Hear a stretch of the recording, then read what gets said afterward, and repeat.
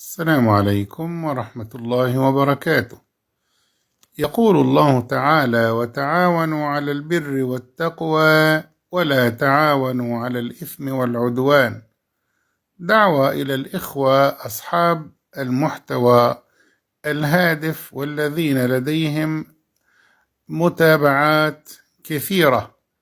ادعموا إخوانكم أصحاب المحتوى الهادف الديني العلمي الذي يقدم خدمة للمسلمين مهما كان صاحبه صغيرا أم كبيرا.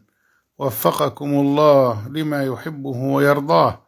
ولا تنسوا أنكم كنتم في البداية ليس لديكم متابعون، فأكرمكم الله عز وجل، واجعلوا هذا العمل خالصا لوجه الله.